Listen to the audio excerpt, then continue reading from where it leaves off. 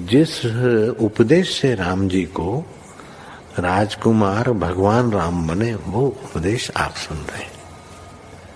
कितना ऊंचा ग्रंथ है। इसको वाल्मीकि रामायण भी बोलते, योग वशिष्ठ महारामायण भी बोलते। राम तीर्थ ने इसी का बार बार अध्ययन किया था। ये आप भी शांत हो जाएंगे परमात्मा में, और दूसरों को भी शांति देने की क्षमता देने वाला ये सदग्रंथ है। इसको वेदांत का सिद्धांत ग्रंथ बोलते हैं। दूसरे होते प्रक्रिया ग्रंथ। ये करके फिर कब वो आचार्य बनो तब समझो, ये तो थोड़ा पढ़ो और फिर वही सिद्धांत की बात। तो बार बार योग वशिष्ठ महारामायण विचारने योग।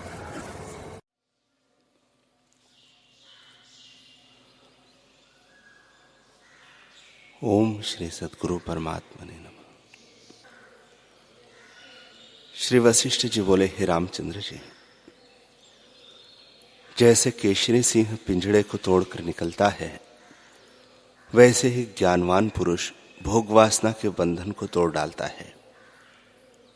हे रामचंद्र जी, जैसे रंक को त्रिलोकी का राज्य मिलने से वह आनंद को प्राप्त होता है, तैसे ही ज्ञानवान को आत्मा के साक्षात्कार हुए आनंद प्राप्त होता है और वह परम निर्मल लक्ष्मी से शोभता है।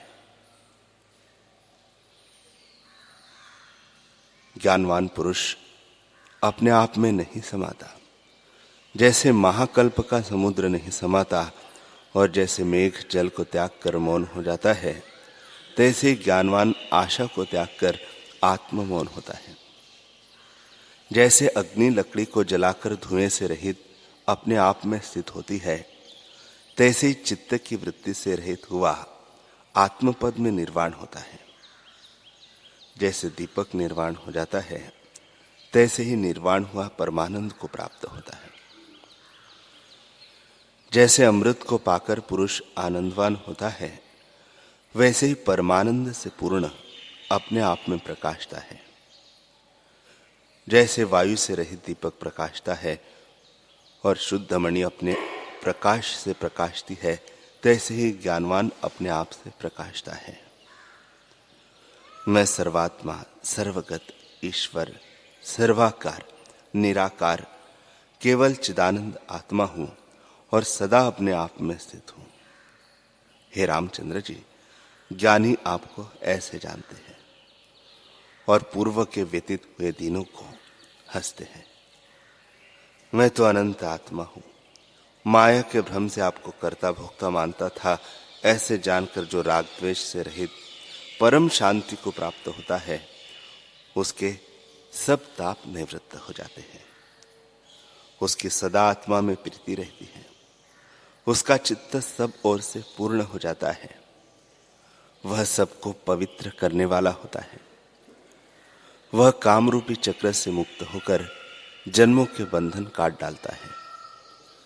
राग द्वेष आदि द्वंद्व और सर्व भय से मुक्त होता है।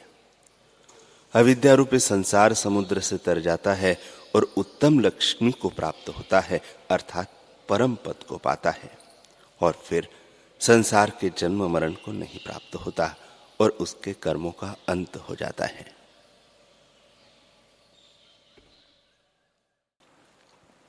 श्री योग वासिष्ठ महारामायण निर्वाण प्रकरण सर्ग 152।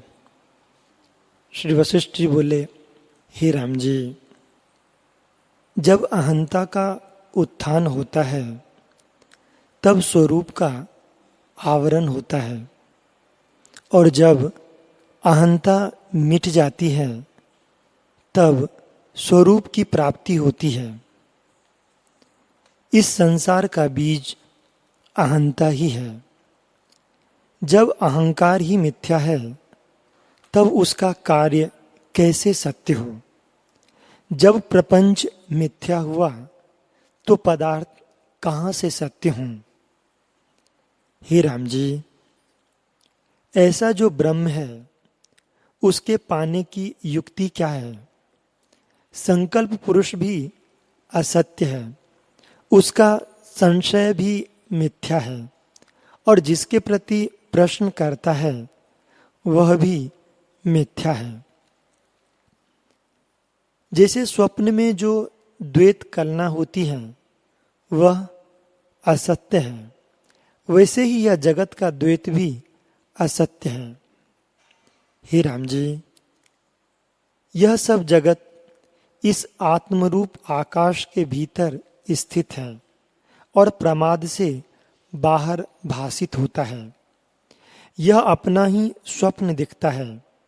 जो भीतर की सृष्टि बाहर भासित होती है, इससे यह सब जगत चित्त रूप है, इससे भिन्न कुछ नहीं है। यह चैतन्य सत्ता आकाश से भी अति सूक्ष्म और स्वच्छ है। हे राम जी, यह जगत चित्त ने चेता है, इससे कहीं हुआ नहीं। न किसी का नाश होता है, न कोई उत्पन्न होता है, न कहीं जन्म है और न मरण है, सब ब्रह्म ही है। हे राम जी, जगत का नाश होने पर कुछ नष्ट नहीं होता, क्योंकि कुछ हुआ ही नहीं था। जैसे स्वप्न के पर्वत और संकल्पपुर नष्ट हुए तो क्या नष्ट हुए, वे तो कुछ उपजे ही ना थे। वैसे ही इस जगत के विषय में भी जानो। यह विचार करके देखा है कि जो वस्तु अविचार से उपजी होती है वह विचार करने से नहीं रहती। जैसे जो पदार्थ तम से उपजा होता है वह प्रकाश होने से नहीं रहता, वैसे ही यह जगत अविचार से भासित होता है और विचार करने से इसका नाश हो जाता है। हे राम जी, यह जगत संकल्प मात्र है। जैसे संकल्प नगर होता है वैसे ही यह संसार है। इसमें कोई पदार्थ सत्य नहीं। इस कारण रूप, इंद्रिय और मन के अभाव का चिंतन करना। यह संसार ऐसा है जैसे समुद्र में पानी की भंवर, इसमें प्रीति करना अज्ञान है। हे राम जी, कोई ऐसे हैं कि बाहर से शांत रूप दिखते हैं पर उनके हृदय में क्षोभ होता है, और कोई पुरुष ऐसे हैं कि हृदय से शीतल हैं और बाहर नाना प्रकार की चेष्टा करते हैं, पर जिनके दोनों भाव मिट जाते हैं वे मोक्ष के भागी होते हैं। उनके भीतर और बाहर एकता होती है। जैसे समुद्र में घट भर के रखिए तो उसके भीतर बाहर जल ही होता है। हे राम जी, जिस पुरुष ने आत्मा को वास्तव रूप में ज्यों का त्यों जाना है उसको भय, शोक और मोह नहीं होता। वह केवल स्वच्छ रूप शांत आत्मा में स्थित है। भय तब होता है जब दूसरा भासित होता है। उसके मन में तो सब द्वैत का अभाव होता है और वह शांत रूप होता है। हे राम जी, सम्यक दर्शी को जगत दुख नहीं देता, पर असम्यक दर्शी को दुख देता है। जैसे रस्सी को जो जानता है उसको रस्सी ही जान पड़ती हैं, और जो नहीं जानता उसको सर्प दिखता है और वह भय पाता है। वैसे ही जिसको आत्मा का साक्षात्कार हो गया है उसको जगत की कोई कल्पना नहीं भासित होती। केवल अधिष्ठान रूप चिदानंद ब्रह्म भासित होता है, और जिसको अधिष्ठान का अज्ञान है उसको जगत द्वैत रूप होकर भासित होता है, और वह राग द्वेष से दग्ध होता है। हे राम जी, जगत और कुछ नहीं है, इसके अनुभव में ही जगत की कल्पना है और अज्ञान से द्वैत रूप भासित होता है। पर जब जीव अपनी स्वभाव सत्ता में जागता है तब सब उसे अपना ही रूप भासित होता है।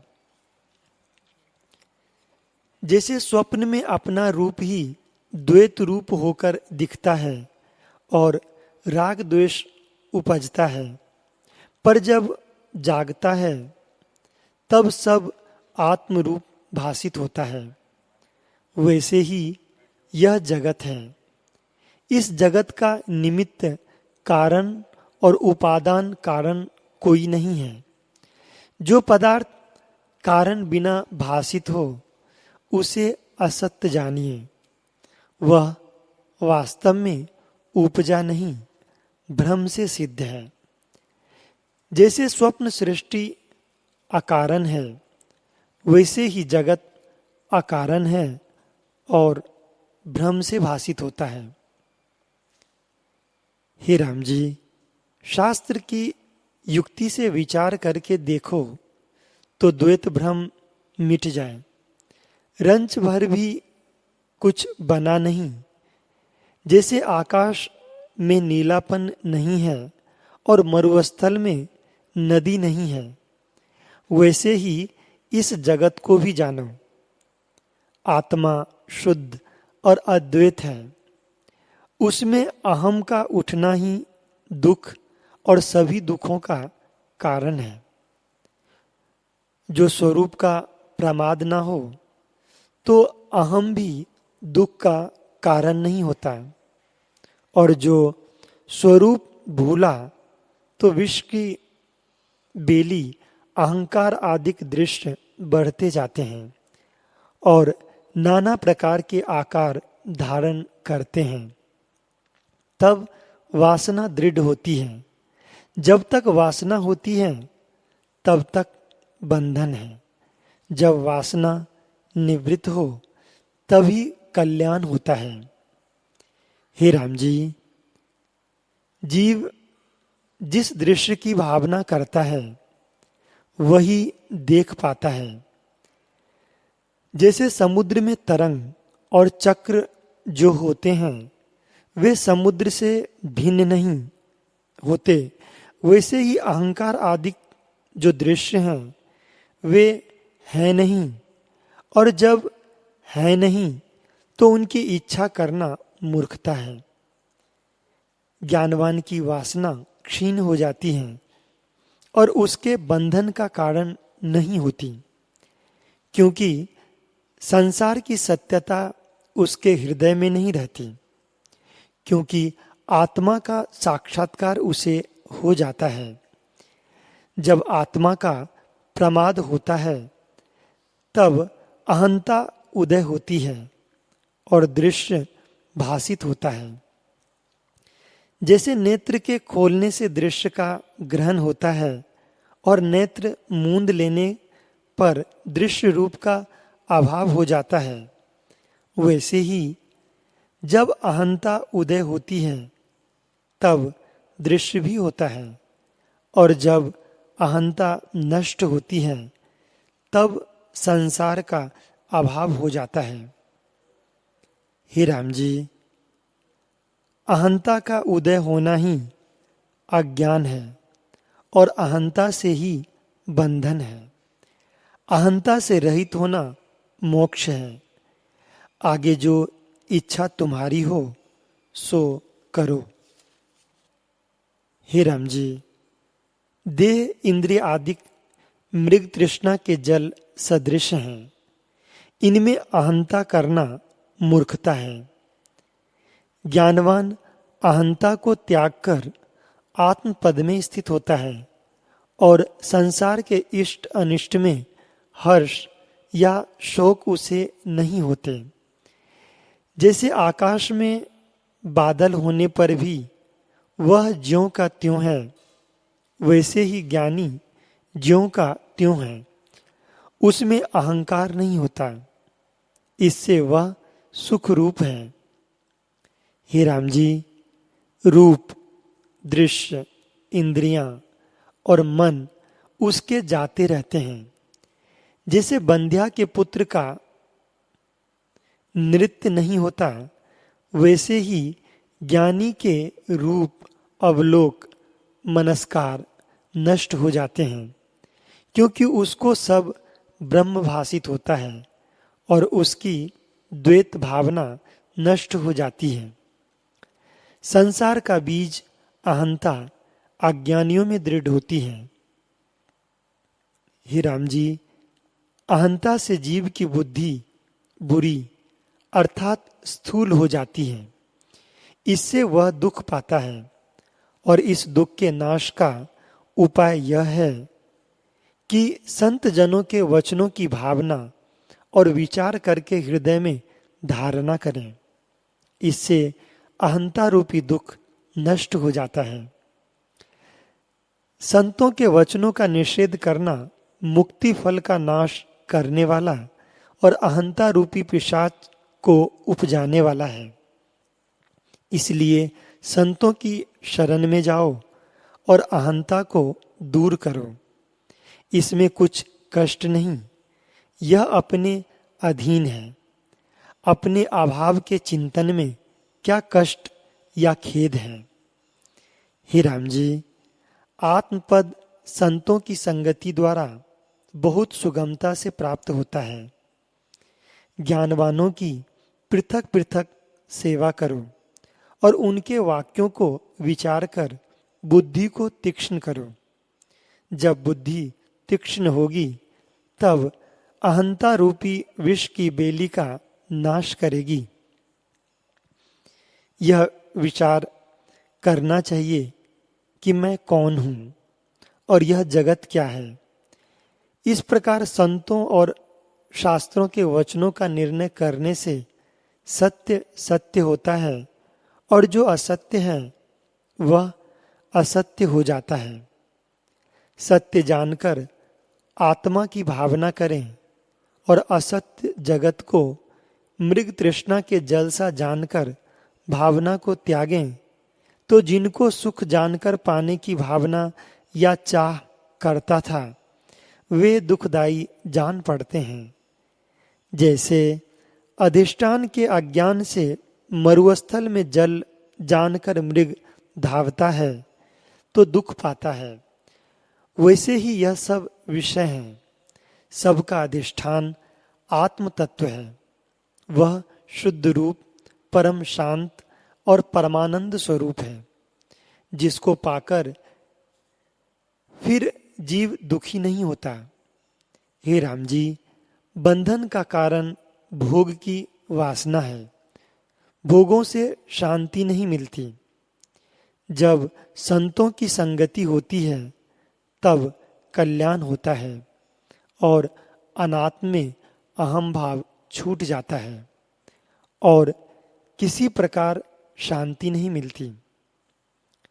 हे राम जी, बालक की नाई हमारे वचन नहीं है, हमारा कहना यथार्थ है, क्योंकि हमको स्वरूप का स्पष्ट भान है। जब अहंता मिट जावे तब सुखी हो। इससे अहंता का नाश करो। जब अहंता का नाश हो तब जानिए कि चैत्य की भावना मिट गई है। हे राम जी, जब ज्ञान रूपी सूर्य उदय होता है तब अहंता रूपी अंधकार नष्ट हो जाता है। ज्ञान तब होता है जब संतों का संग और विचार, विषयों से वैराग्य और स्वरूप का अभ्यास करें। इससे स्वरूप की प्राप्ति होती है।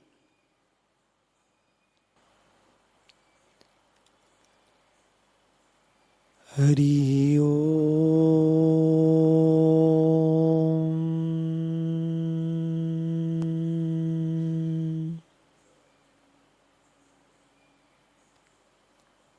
हरि ओम।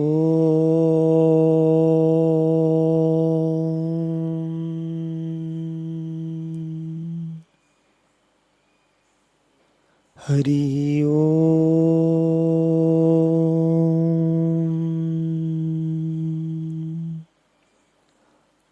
ओम सहना भवतु सहनो भुनक्तु सवीर्यं करवावहै तेजस्विनावधीतमस्तु मा विद्विषावहै। ओम शांति शांति शांति। श्री सद्गुरुदेव भगवान की जय।